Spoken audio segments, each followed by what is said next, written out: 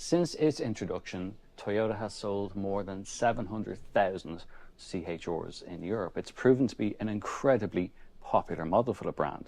And now it's got an all-new second generation that looks sharper than ever. So let's get into it.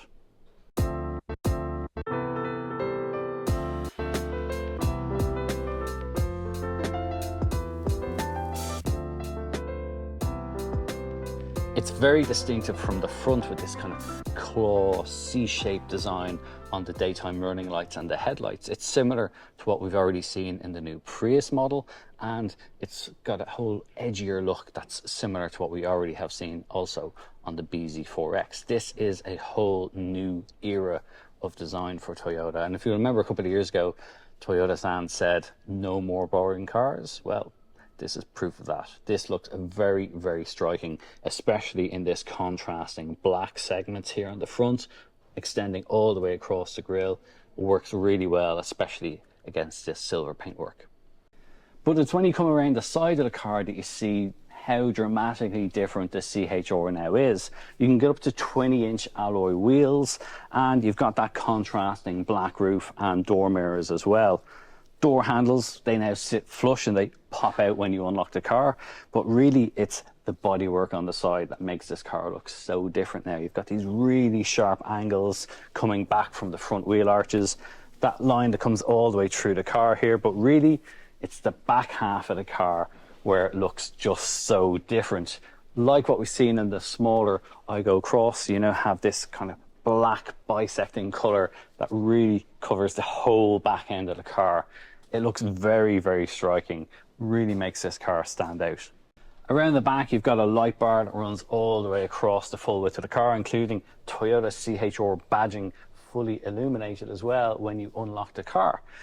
Got a big, broad, expansive rear window, spoiler across the top. You've no rear wiper here because Toyota say the aerodynamics will be enough to clear that windscreen or that rear window as you need it.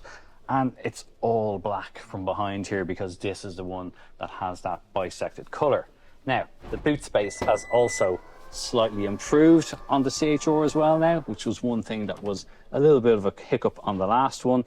Now a little bit more space inside, so that's going to be good news for families or people who need to carry other items in their car. The interior is very, very different on the new CHR. It's very modern, feels very roomy, certainly from here in the driver's seat, and you get all of the modern conveniences that you would expect to have in a car such as this. This particular model is equipped with a 12.3-inch digital display in front of the driver.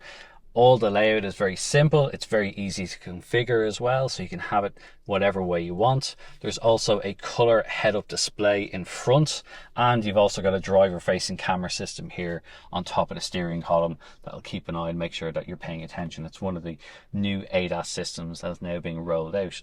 Speaking of ADAS, there's also a lot of new features in this, including an advanced steering assist system that will help the car stay in its lane as you're going down the road. There's also a new proactive driving assist that keeps the car decelerating that bit smoother when you lift off the throttle.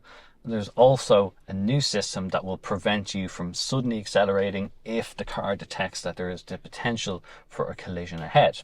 So that's the ADAS side of things. One other thing is the ambient lighting, and they actually do tie together. So you've got up to 64 different color options here for the ambient lighting that you can choose depending on what your preference is.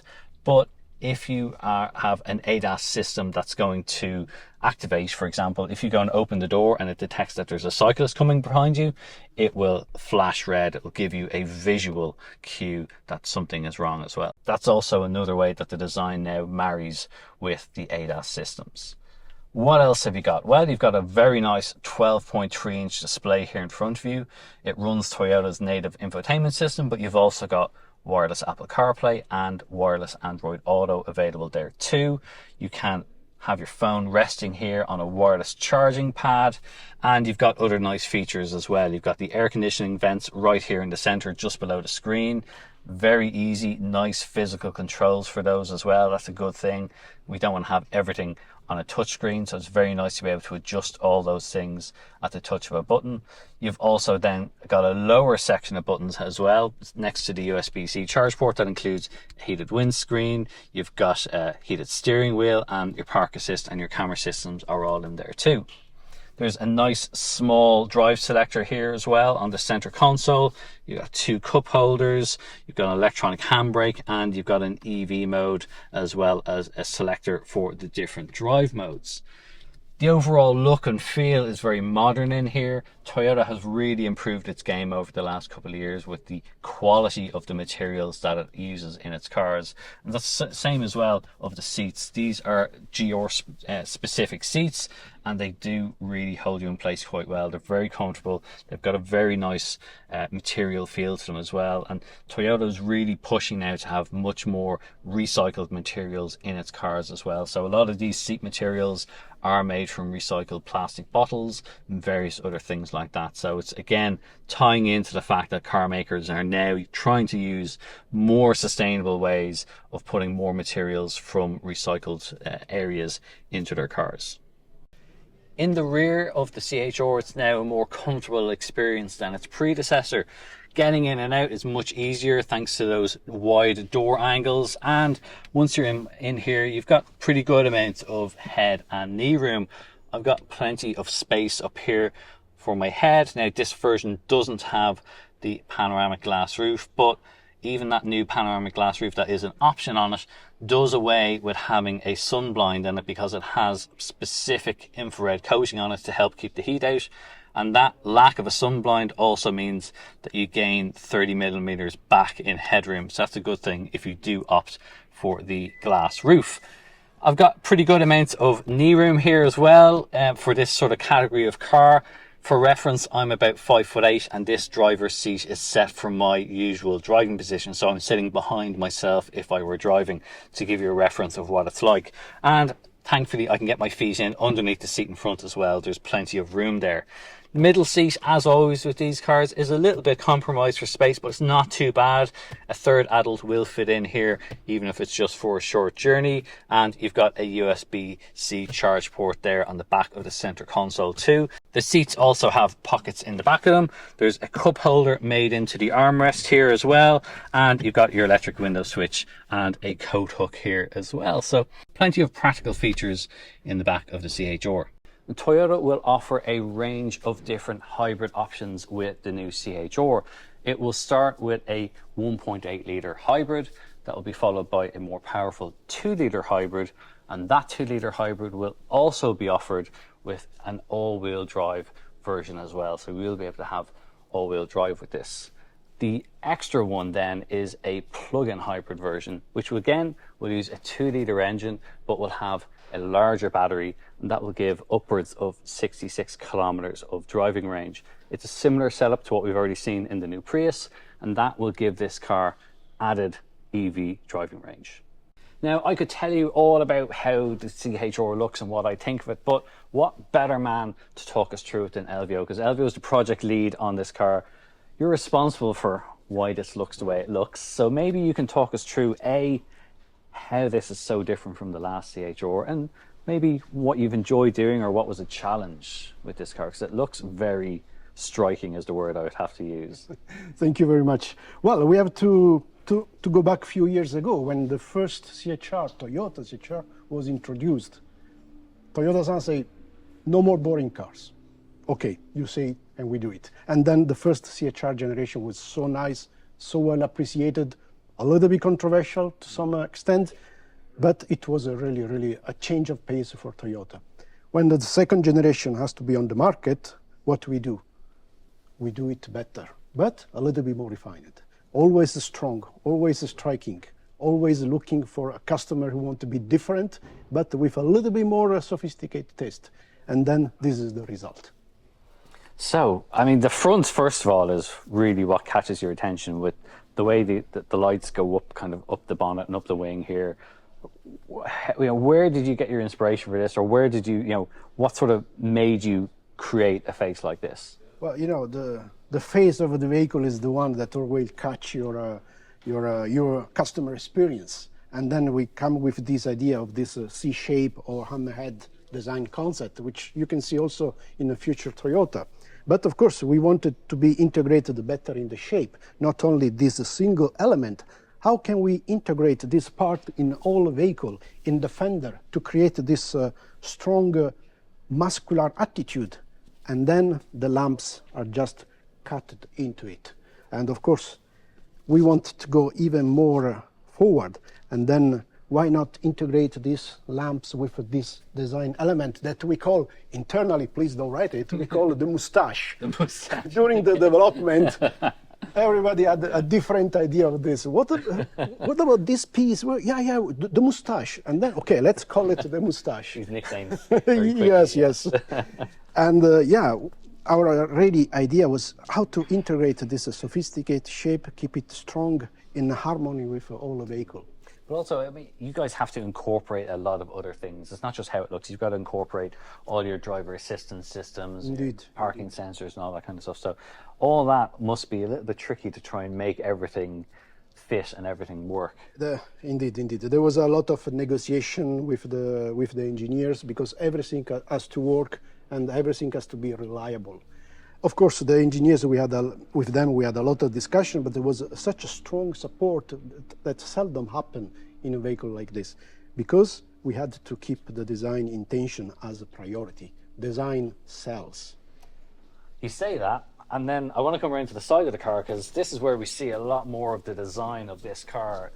The surfacing that you've done along the side here, from the wheels up to the doors here, it really does stand out. And really inside profile is where you get a real idea of just how dramatic this new car looks. So maybe you can talk us through what you've done with the, I can see how you've got these sort of sharp lines on the driver's door, for example. The diamond cut. Actually, this is the best part of the vehicle because it gives you a lot of dynamism, but on the same time has a lot of, let's say, very muscular surface which are nicely blended into the hood and so on.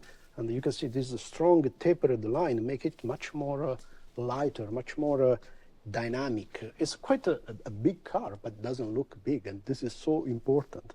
But indeed, there are some main feature like these sharp lines, we call this diamond cuts. They were so difficult to realize, but... Yeah, I mean, this thing, viewers might not really appreciate, but like to make this look the way it does in a production car is really difficult to do. So I know when I see this, the first thing I saw when I saw it was like, wow, okay. There was so many requests, please make this radius bigger because we cannot do it. No, you can do it. You can do it. There is a reason for that. Yeah. So this kind of a communication we had very close to the engineers. We invite them into the workshop. And they fully understand, okay, now we understand your intention and we will support you. Yeah. Because, should not be forgot, it was full COVID time. Yes, okay, yes. We developed this car alone in our workshop. We were us, and then when we needed the engineer, we had to organize everything, including the hygienic measure and so on. But we went straight to the target and we achieved this result despite everything. But apart from just looking that way, it also has to work in terms of aerodynamics and all these sort of efficiencies that all your engineers are always chasing. So things like the door handles are now flush with the bodywork. So again, it's just another thing that you get a small little benefit from and having it rather than a normal door handle that we know. Yeah, actually, to have a flush door handle was more a styling request to have this surface nice and clean instead of using a carryover lamp head that will bring a lot of mess. You will lose this character everywhere. So we convinced that because of this section here, this beauty, we must have flush door handles. Also to give a little bit more product power to the vehicle. And back to the aerodynamic, we have to talk about the rear. Yes, well, before we talk about the whole rear, this big black panel all the way here, similar to what I guess we first saw this in the Igo Cross. Indeed. But now we see that this is not just specific to that car, we see it in a much kind of bigger, more bolder sense. This all black material across the back. Obviously, people can get it in all the one body color if they want, but I guess when you see it like this, it really stands out. Yes, yes. Well, this is a way to emphasize the forward attitude of the vehicle, the dynamism, you know, this forward motion which create a plus alpha that the customer wants. But we developed this car without the black panel in order to have it beautiful and nice, Yes. even without it. Yes. This is something that comes It's a even bonus. more. It's a bonus, which yeah. we have to pay for. Okay, so the aerodynamics. The first thing people will notice, there isn't a rear wiper on the back window, which people might go, hang on, why?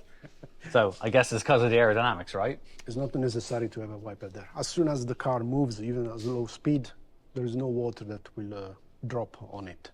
But indeed, the aerodynamic target was so tough that we were not sure how to reach it. Okay. And again, there was a lot of discussion, and the style is a priority, how we can achieve this target. And then there was so many deep study into details. You can see this feature here. These are tiny, tiny little lines. Yeah, this, you see this little lip here, it gives 1 point, only this.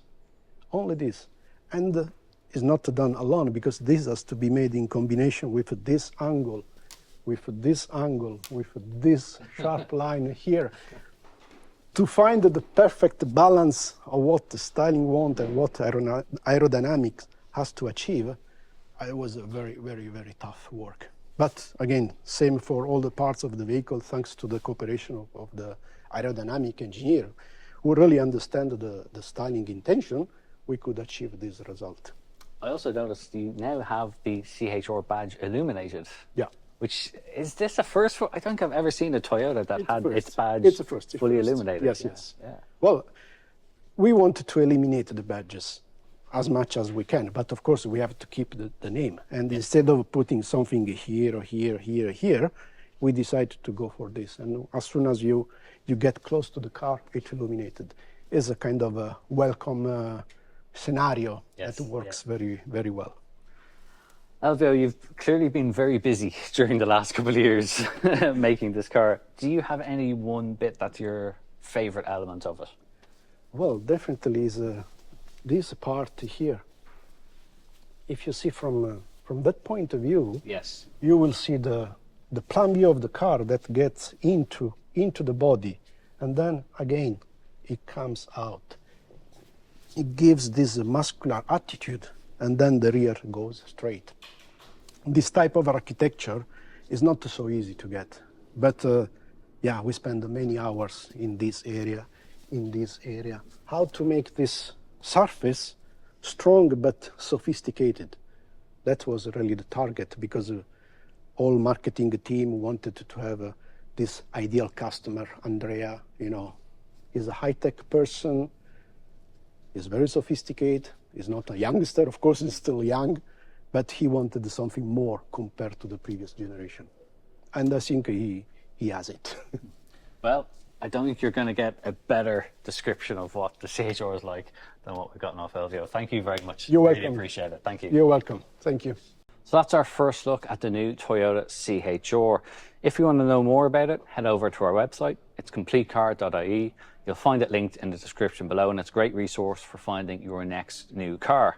In the meantime, if you watched the video this far and you found it useful, please do give it a thumbs up. But more importantly, tell us what you think about this new model in the comments below. We'd love to get your feedback on it as well. As ever, please do subscribe to the channel as well if you don't already, and thanks for watching.